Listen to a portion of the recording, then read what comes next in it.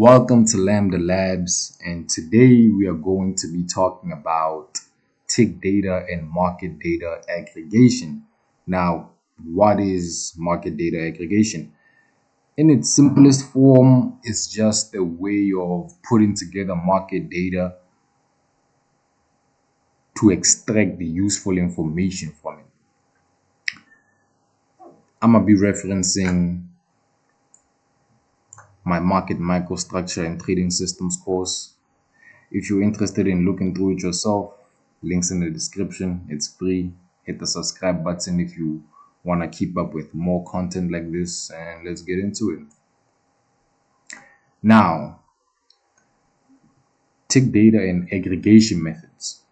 When an exchange matches a buyer and a seller, it generates a record called a tick. That record contains at minimum a timestamp, a price, and a quantity.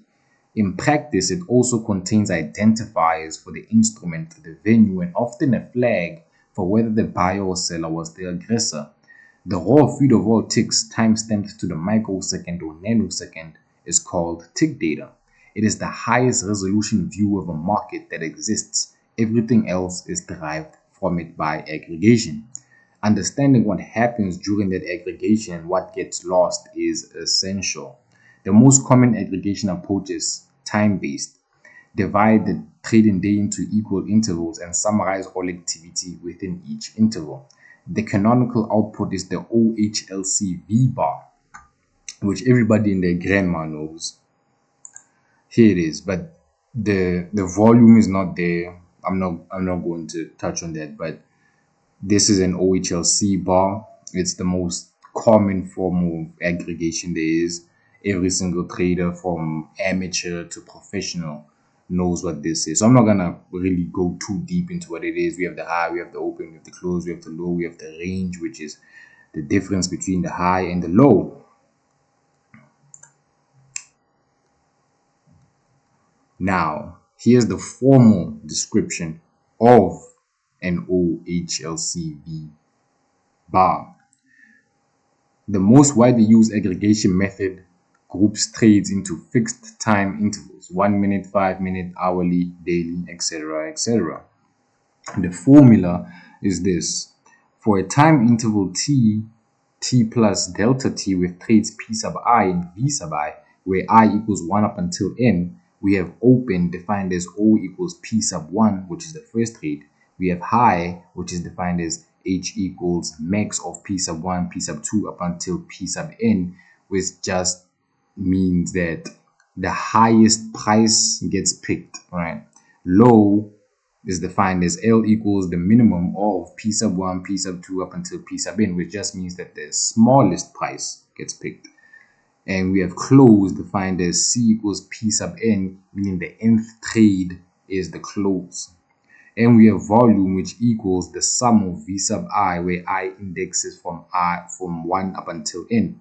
And we have VWAP, which equals the sum of P sub I times V sub I, where I indexes from 1 up until n, over the sum of V sub I, where I indexes from 1 up until n. So this is essentially volume weighted average price. And here are the use cases of this type of aggregation: standard technical analysis with moving averages, RSI, MACD, end of day portfolio valuation and reporting, comparing price action across different instruments, backtesting strategies on historical data. Now this one is very important, and I'm going to make a video about backtesting strategies in the future. I just need to, get a little bit more momentum with the YouTube. Then for anyone who's interested, I'm gonna start talking about backtesting your own strategies. Yeah, so you better subscribe, keep up with that. Here are the advantages of this type of aggregation: simple to understand and implement, universal standard across trading platforms. Everybody knows this. MetaTrader 5 or MetaTrader whatever that you're using, or TradingView or some arbitrary banking software, most likely uses OHLCV aggregation. Consistent sampling rate for time series analysis, efficient storage and transmission, Here are the disadvantages of this type of aggregation. Sampling bias, more bars during high activity periods. Statistical properties vary with market activity. Serial correlation varies throughout the day, may miss important microstructure signals. So if you want to analyze microstructure of the market, you cannot use this. Even if it's 1 minute, heck, even if it's 1 fucking second, excuse my language, but even if it's 1 second, you essentially just looking at noise at that point. Now, the next aggregation method is tick-based. Tick bars aggregate data after a fixed number of trades occur, regardless of time elapsed. Now, you might confuse OHLCV with tick bars, but it's not the same. So, OHLCV aggregates by time, but tick bars aggregate by T, which is the number of trades. So, every bar closes after T trades. But when it comes to OHLCV, every bar closes after, say, 1 minute or 1 hour or 1 day or 1,000 years, whatever. Here's the formula for tick bars. Each bar contains exactly T trades. Bar K contains trades I equals K minus 1 times T plus 1 to I equals K times T. OHLCV computed same as time-based but over fixed trade count. This is important because when you're computing tick bars, you're computing them the same way you would compute OHLCV, but the subtle difference is instead of using time, 1 minute or 2 minutes, you're using a fixed trade count, i.e. T.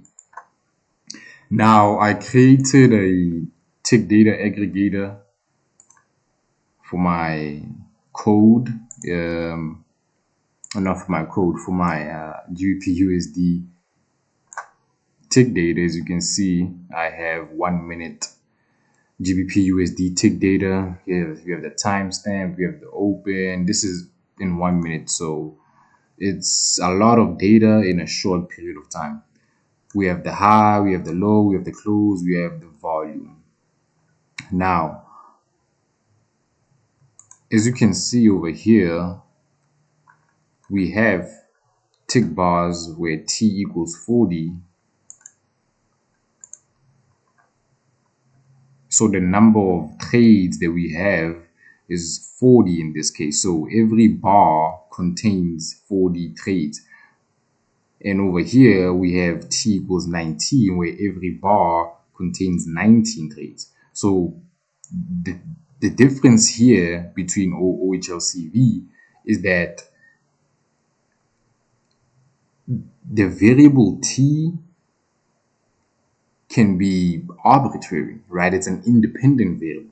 I can essentially choose T equals 1, T equals 2, T equals 3, T equals 4, depending on what structure I want. So let me show you that right now with the code that I wrote.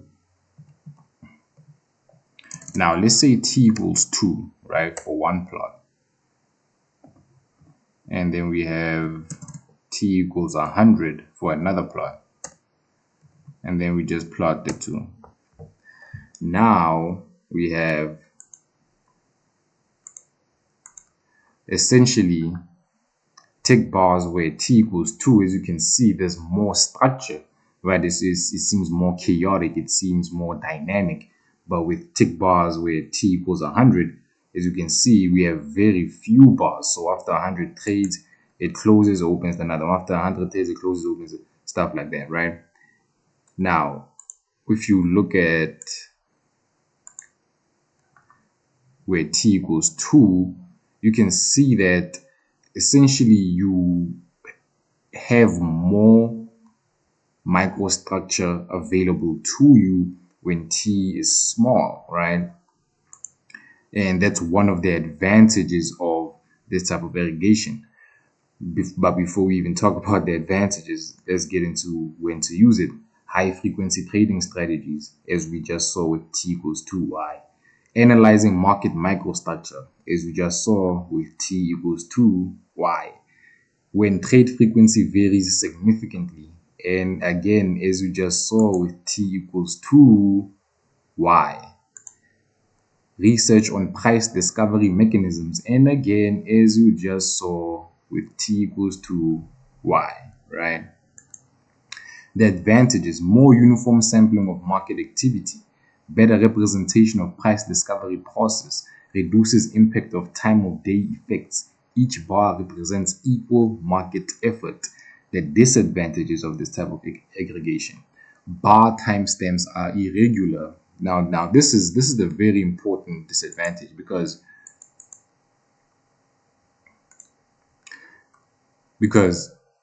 for example, let's say where T equals 100, it might take, for example, GBP USD 10 minutes to close 100 trades, right? But it might take Euro USD 7 days to close 100 trades. So the difference between the time gets ignored by this type of aggregation, which is its disadvantage. But outside of that and other disadvantages, it's a very solid aggregation, and most traders should try using it and see if they can extract any useful insights about the markets from it. Another disadvantage is difficult to align across multiple instruments. Yes, like I just mentioned. Storage requirements vary with market activity, not suitable for standard technical indicators. Yes, because here's the thing.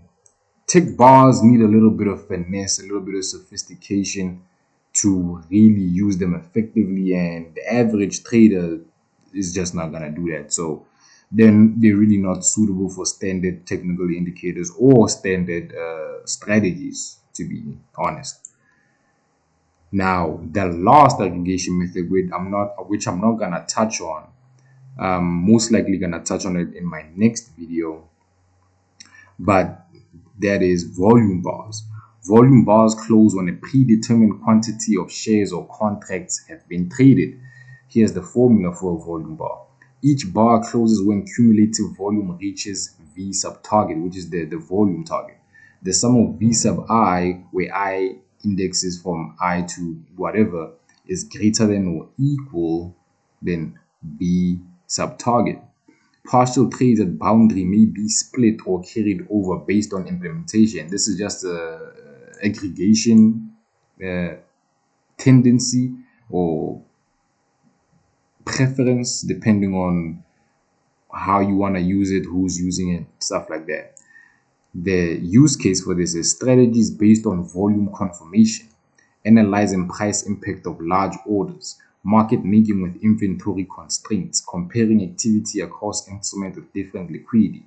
The advantages are directly tied to market participation, more stable statistical properties across time, better for analyzing volume price relationships. Very important. There might be a video of its own in the future. Reduces noise from low activity periods. The disadvantages: target volume selection is arbitrary, may combine trades from very different times, difficult for calendar based analysis, corporate actions require adjustment. Now, there was a little introduction to aggregation methods. There's far more aggregation methods that exist. I'm just only scratching the surface of what my market microstructure and trading systems course can provide to you. If you're interested in looking through it, links in the description. It's free. Hit the subscribe button to keep up with more content like this, and I'm out. Bye.